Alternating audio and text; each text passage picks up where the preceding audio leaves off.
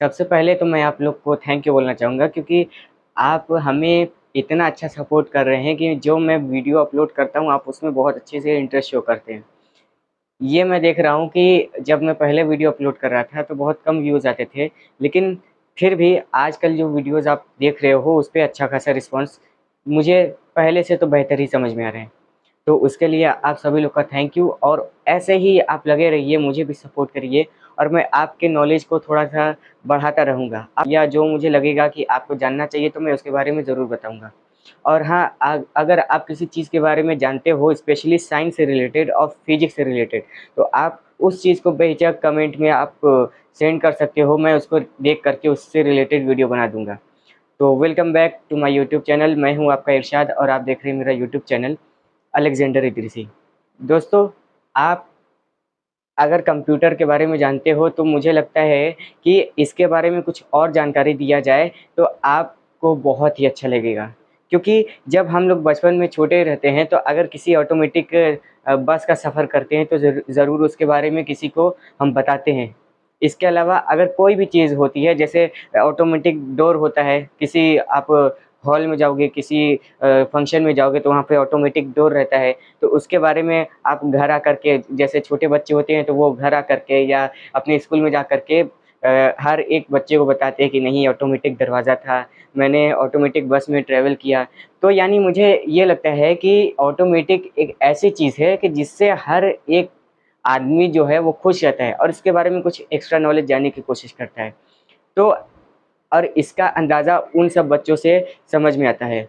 और हालाँकि मैं भी देख रहा हूँ कि बहुत सारे ऐसे लोग होते हैं कि ऑटोमेटिक कोई चीज़ होती है तो उसमें बहुत ही ज़्यादा इंटरेस्ट शो करते हैं। लेकिन एक बात बता दूँ, ऑटोमेटिक कोई भी चीज़ कैसे होती है ये आपको पता है?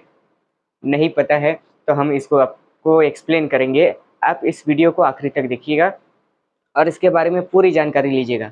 और हाँ, ये जानकारी लेने के बाद आप अपने दोस्तों को बताइएगा ताकि उनको भी लगे कि आप इन्फॉर्मेशन वाली वीडियोज़ को देखते हो, यूट्यूब पे आप टाइम वेस्ट नहीं करते, कुछ ना कुछ इन्फॉर्मेशन आप लेते रहते हो और उनको भी लगेगा कि नहीं हमें भी आगे बढ़ना चाहिए, है ना? और ये सब जो चीज़ें इन सब के बारे में जानना चाहिए। तो ये चीज़ जो मैं बता रहा हूँ जैसे ऑटोमेटिक है, अब जैसे आप अगर वाराणसी में रहोगे अगर अगर आप वाराणसी में हो तो आप देखे होंगे कि स्पेशली एक येलो कलर की जो बस चली है, तो वो ऑटोमेटिक रहती है ना? श्रीमान योगी आदित्यनाथ जी के द्वारा वो चालू किया गया है।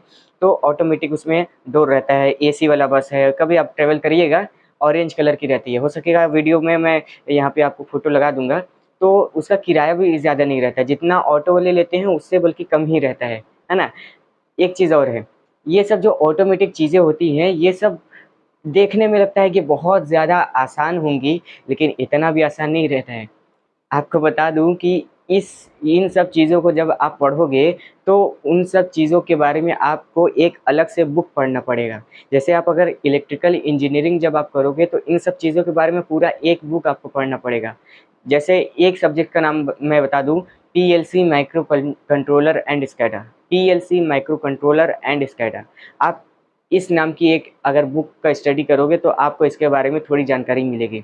इसके अलावा ये एक ऐसा फ़ील्ड है जिसके बारे में हर कोई जानता है और हर कोई इसमें इंटरेस्ट शो करता है, लेकिन बहुत कम ही लोग ऐसे होते हैं जो इस लाइन में जाते हैं या इस चीज़ को समझने की, इस चीज़ को सीखने की कोशिश करते हैं। क्योंकि ये हार्ड इतना है, जैसा कि मैंने पहले ही बताया कि ये इतनी आसान चीज़ें नहीं होती है। इन सब चीज़ों को जैसे कंट्रोल किया जाता है, तो उन सब चीज़ों के बारे में पहले हमें कुछ बेसिक इलेक्ट्रिकल आइडियाज़ होने चाहिए कि कैसे कोई वायर कैसे कनेक्ट किया जाता है, इन सब चीज़ों के बारे में जानकारी होनी चाहिए।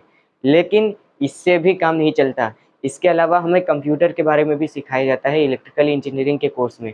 क्योंकि ये अगर कंप्यूटर के बारे में हम नहीं जानेंगे, तो ये सब ऑटोमेटिक कोई भी चीज़ नहीं हो सकती है ना? क्योंकि सिर्फ़ वायर कनेक्ट करने से आपका सिर्फ़ बल्ब जल सकता है, ऑटोमेटिक बल्ब नहीं होता।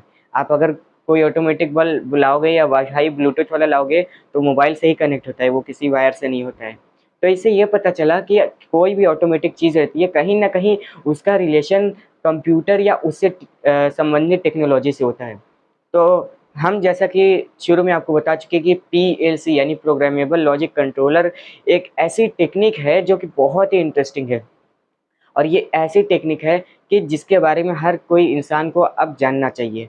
क्योंकि इस चीज़ का इतना ज़्यादा स्कोप बढ़ गया है कि आप अपने आसपास खुद ही देख सकते हो, है ना? बहुत सारी जब डेवलपमेंट हमारे आसपास हो रही है तो हम उसे देखते हैं और उसे समझते हैं, तो हमें बहुत ही अच्छा लगता है। आपको बता दूँ कि जो पीएलसी रहता है, इसके बारे में हमें इलेक्ट्रिकल इंजीनियरिंग के कोर्स में जब बताया जाता है, तो इसमें से कुछ बातें मैं आपको बता देता हूँ जो आपको जानना चाहिए।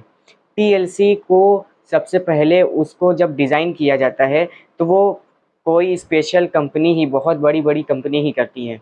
यानी पीएलसी जब भी, अब जैसे पीएलसी का यूज़ होता है कार की फैक्ट्रियों में और बहुत बड़े-बड़े फैक्ट्रीज़ होते हैं। अब जैसे बनारस लोकोमोटिव वर्क्स यानी यहाँ पे डीएलडब्ल्यू है, इसको उसको बदल करके अब बीएलडब्ल्यू नाम रख दिया गया है। यहाँ बनारस में है, तो वहाँ पे भी इन सब चीज़ों का उपयोग किया जाता है। तो उसके बारे में थोड़ा आपको बता देते हैं। जैसे पीएलसी जो होता है, ये इंडिया में एक जगह पे, यानी रिलायंस की जो कंपनी है, वो बनाती है। इसके अलावा आप देखोगे कि इसकी सबसे ज़्यादा कंपनी जापान में होती है और इसके अलावा अमेरिका और बाकी सब जगह पर इस कंपनी को आप देख सकते हो जो पीएलसी को मैन्युफैक्चर करती है। एक बात और है यहाँ पे कि पीएलसी जो मैं बार-बार यूज़ कर रहा हूँ, ये एक बहुत बड़ी टेक्निक है। मतलब पार्किंग में जब आप एंटर करोगे तो उसमें 50 से ज़्यादा कार को नहीं रखा जा सकता। इसे कहते हैं ऑटोमेटिक पार्किंग। तो ये आखिरकार किसी आदमी को कैसे पता चल सकता है कि वो कार की संख्या 50 हो गई है? यानी कार पार्किंग में जितनी कारें आई हैं, उन सबको कैसे गिना जाता है, जबकि वहाँ पे कोई आदमी भी नहीं रहता है?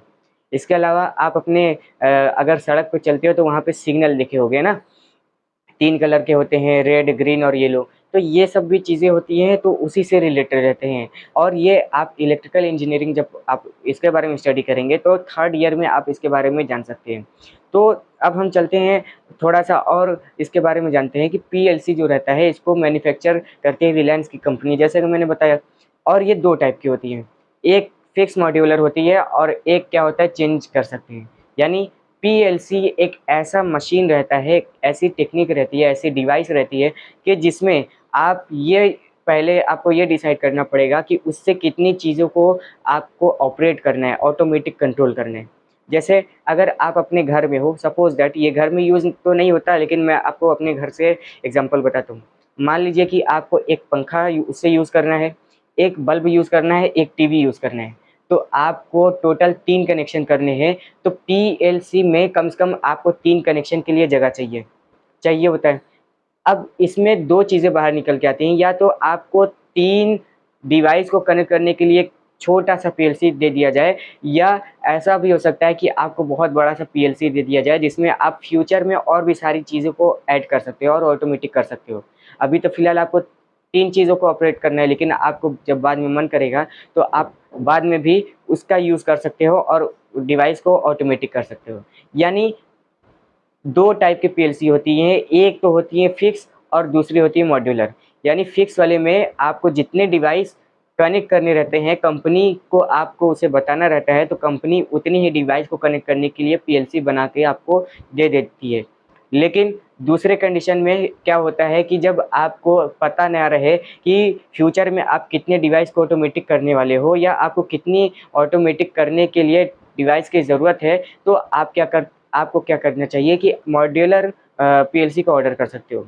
इसमें आप जितने भी डिवाइस रहते हैं उन सबको चेंज कर सकते हो। यानी आप चाहो तो अगर आपने 5 डिवाइस को कनेक्ट करने के लिए पीएलसी लिया है, तो आप उसे बाद में कुछ और भी ऐड करके 6, 7 यानी 10, 12 जितने भी आप चाहो उतने डिवाइस को कंट्रोल कर सकते हो। ये तो बात रही कि पीएलसी का स्ट्रक्चर कैसे होता है, या थोड़ा-सा हमने ये जाना कि टाइप कितने होते हैं पीएलसी के। अब हम ये जानने की कोशिश करते हैं कि अगर कोई कंपनी या फैक्ट्री इस पीएलसी को जब खरीदती है, तो क्या ऐसे ही कनेक्शन कर देने से वो पीएलसी कंट्रोल होने लगती है? आप ये भी जान लो कि पीएलसी एक ऐसी चीज़ है कि आप अगर यहाँ पर हो और काफ़ी दूर पे अगर आपकी कोई मशीन है, तो आप पीएलसी की मदद से उसे ऑटोमेटिक कंट्रोल कर सकते हो, आप उसे कमांड दे सकते हो। तो सीधी-सी बात है, ये किसी वायर से तो नहीं हो सकता है। तो इसके लिए आपको कंप्यूटर नॉलेज थोड़ा-सा होनी चाहिए। वो कुछ ऐसी-ऐसी बातों को आपको इलेक्ट्रिकल इंजीनियरिंग में सिखाया जाता है, जिसमें कंप्यूटर से रिलेटेड कुछ एक्स्ट्रा नॉलेज होती हैं, जिससे पीएलसी को ऑपरेट किया जाता है। यानी पीएलसी को जब आप डिज़ाइन करते हो, जब आप उसे सेटअप करते हो, तो आपको पहले उसे प्रोग्राम करना पड़ता है। प्रोग्राम करने के लिए बहुत सारे तरीके हैं, लेकिन एक बहुत ही बेसिक और बहुत ही अच्छा तरीका है जिसे बोलते हैं लैडर प्रोग्रामिंग। लैडर यानी सीढ़ी के टाइप का एक प्रोग्रामिंग होता है। आप इसके बारे में अगर आप चाहोगे तो इसके बारे में दूसरी वीडियो में बना दूंगा। शॉर्ट में आप इतना जान लो कि जब पीएलसी को आप प्रोग्राम करते हो, यानी पीएलसी में आप ये डिसाइड करते हो कि कब मशीन चालू करनी है, कब बंद करनी है, और उसमें जो ये सब कमांड आप फिक्स करते हो, तो ये लैडर प्रोग्रामिंग से होती है। और उसमें अगर आप टाइमिंग सेट करते हो, जैसे आपकी कोई मशीन अभी चल रही है, तो आपकी मशीन अभी चल रही है, आप चाहते हो कि 2:15 पे ये मशीन बंद हो जाए, तो ये सब चीज़ें जो होती हैं लैडर प्रोग्रामिंग में आप सीखोगे कि इसमें पहले आपको सिखाया जाता है इसके बारे में। इसमें ये एक ग्राफिकल टाइप का होता है लैंग्वेज, जिसमें कि आप किसी भी डिवाइस को सिंबल के थ्रू देख सकते हो और उसे कनेक्ट कर सकते हो। और इसको कनेक्ट करने के लिए कंप्यूटर का मदद लिया जाता है, और कंप्यूटर में इन सब चीज़ों को कनेक्ट किया जाता है।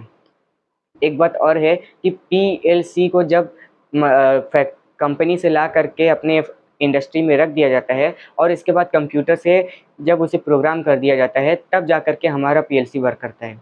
इसका एक एग्जांपल है कार पार्किंग। जैसे मैं कार पार्किंग के बारे में बताऊं, तो कार पार्किंग एक ऐसा डिज़ाइन किया जाता है कि अगर कोई कार उस पार्किंग में जाती है, तो उसमें कंप्यूटर में ये शो करेगा कि एक कार एंटर कर चुकी है। और फिर उसके बाद जैसे ही मान लो कि 5, 6, 7, 8 कार उस कार पार्किंग में जब एंटर किया, तो वो सब ऑटोमेटिक उस कंप्यूटर में फीड होने लगता है, क्योंकि जैसे मैंने बताया कि ये प्रोग्राम किया जाता है, कंप्यूटर से कनेक्ट किया जाता है। तो ये सब कार जो होती हैं जैसे ही एंटर करती हैं, तो सेंसर के थ्रू, उसमें सेंसर लगे रहते हैं, तो सेंसर के थ्रू वह कंप्यूटर जो होता है उस चीज़ को डिटेक्ट कर देता है। एक्चुअल में मुझे पीएलसी कहना चाहिए, क्योंकि वो पीएलसी जो होता है सेंसर के थ्रू उस कार को डिटेक्ट कर लेता है कि अब पार्किंग में एक कार आ चुकी है। और जैसे ही मान लिया कि आपने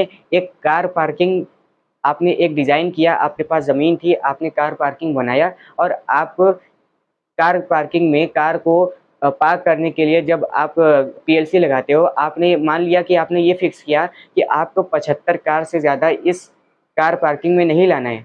तो जैसे ही आपका 75 कार आपके कार पार्किंग में आ जाएगा, तो कार पार्किंग का जो भी अलार्म रहता है वो बजने लगता है, और इससे उस ओनर को, यानी उस कार पार्किंग का जो ओनर रहता है, उसे पता चल जाता है कि अब पार्किंग में 75 कारें हो चुकी है, यानी 75 कार्स आ चुकी है। इसके अलावा और भी कारें उस पार्किंग में नहीं जा सकती, क्योंकि ये ऑटोमेटिक कंट्रोल्ड है। तो उम्मीद है कि ये चीज़ आपको समझ में आया होगा। तो अब इसके बारे में थोड़ा-सा हम छोटे लेवल पे लाते हैं, क्योंकि ये जो पीएलसी होता है ये ऐसा नहीं है कि आप इसे खरीद सकते हो। दूसरी बात, ये बहुत ही बड़े साइज़ में होता है। इसके बारे में आप चाहो तो आप इसके बारे में सर्च कर सकते हो नेट पे। ये बहुत बड़ी-सी चीज़ होती है। लेकिन ऐसा भी नहीं है कि आप छोटी-छोटी डिवाइस में ऑटोमेटिक चीज़ का यूज़ नहीं कर सकते। बिल्कुल, आप छोटे-छोटे डिवाइस में ऑटोमेटिक चीज़ का यूज़ कर सकते हो। जैसे अगर आप एक ड्रोन बनाते हो, ड्रोन जानते हो जो हवा में उड़ता है, पंखे लगे रहते हैं। तो मान लिया कि आप ड्रोन बनाते हो, और ड्रोन को रिमोट की मदद से आप कंट्रोल करते हो।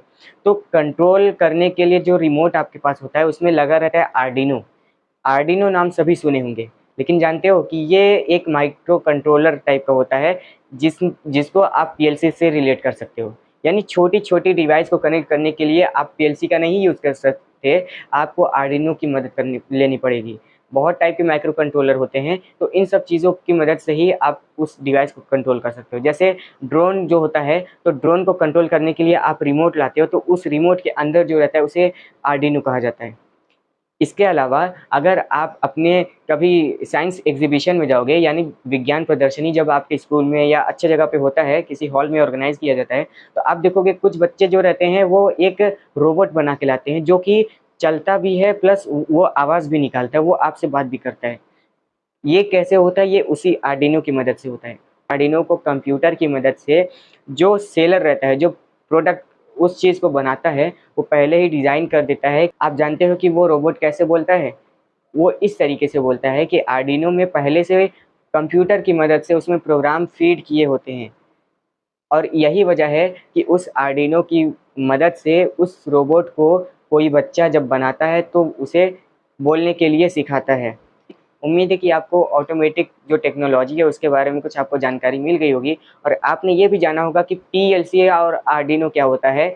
अगर आप किसी फैक्ट्री में रहते हो, जैसे मान लिया कि आप यहाँ पर बैठे हो और आपकी फैक्ट्री काफ़ी दूर है और वहाँ पे आपका एक मोटर चल रहा है और कुछ मशीनें चल रही हैं, तो वो जो मोटर और मशीनें रहती हैं, आप यहाँ पे बैठे-बैठे इस पीएलसी के थ्रू आप उसे कंट्रोल कर सकते हो। आप चाहो तो उसे अभी बंद कर सकते हो, आप चाहो तो उसे बाद में भी बंद कर सकते हो। यानी एक हिसाब से ये जो पीएलसी रहता है, ये पीएलसी बहुत ही इंटरेस्टिंग चीज़ है और किसी इंडस्ट्री और किसी फैक्ट्री में इस चीज़ का उपयोग करना बहुत ही ज़रूरी रहता है, क्योंकि इससे जो हमारा प्रोडक्शन होता है वो भी काफ़ी तेज़ी से होता है। पीएलसी की मदद से एक तो ये मशीन होती है तो सीधी-सी बात है कि ये अधिक प्रोडक्शन करेगी और जब आप इस चीज़ का ऑटोमेटिक कंट्रोल करोगे तो उससे और भी ज़्यादा फ़ायदा मिलेगा।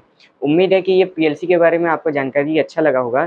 अगर अच्छा लगा तो इस वीडियो को लाइक कर दीजिए और चैनल को सब्सक्राइब कर दीजिए, ताकि इसके बाद जो भी वीडियो मैं इस ऐसे-ऐसे वीडियो जब मैं बना के अपलोड करूँ तो आपको सबसे पहले मिले और आप इसके बारे में जान सको। और इन सब चीज़ों के बारे में जो आप देखते हो, इन सब चीज़ों के बारे में आप अपने दोस्तों को बताओ और ये सब नॉलेज जो होती है इसे आप गेन करने की कोशिश करो। और इसके जो डिमांड हैं ये बहुत ही ज़्यादा हैं और यही वजह है कि कंप्यूटर के बारे में कोई उतना नॉलेज नहीं रखता। यही वजह है कि ऑटोमेटिक की दुनिया में बहुत सारे एम्प्लॉयी की ज़रूरत पड़ती है और आने वाले समय में हर एक चीज़ जैसे ऑटोमेटिक हो रही है तो उस टाइम इस चीज़ की बहुत ही ज़्यादा डिमांड होगी, बल्कि शुरू हो चुकी है इस चीज़ की डिमांड।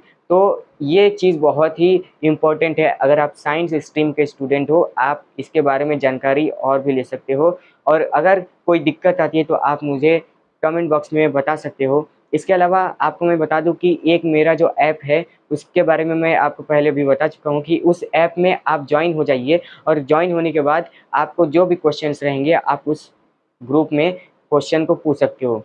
आप सिर्फ क्वेश्चन ही नहीं बल्कि आप किसी फ़ोटो को सेंड करके उसके बारे में जानना चाहो तो उसको भी जान सकते हो। मैं उसका लिंक वीडियो के डिस्क्रिप्शन में दे दूँगा, वहाँ पे जाके आप डाउनलोड कर लीजिएगा। आपको बता दूँ कि कैसे डाउनलोड करना है, जैसे ही आप लिंक पे क्लिक करोगे तो वहाँ से एक कुटुंब नाम से एक ऐप इंस्टॉल होगा और उसमें जैसे ही वो इंस्टॉल हो जाएगा, आप उसे ओपन करेंगे, उसमें एनएच ट्यूटोरियल नाम से कुछ आपको शो करेगा। उसमें आपको मोबाइल नंबर एंटर करना है, मोबाइल नंबर एंटर करने के बाद आपको अपनी प्रोफ़ाइल बनानी है, फिर उसके बाद आपका होम पेज खुल जाएगा और उस होम पेज में आप चाहो तो कुछ क्वेश्चन पूछ सकते हो और इसके अलावा अगर आप स्कूल में पढ़ने वाले एक स्टूडेंट हो, तो उससे रिलेटेड आप क्वेश्चन भी उस ग्रुप में पूछ सकते हो। उम्मीद है कि ये इन्फॉर्मेशन आपको अच्छा लगा होगा। अब हम अगले वीडियो में मिलते हैं, तब तक के लिए टेक केयर।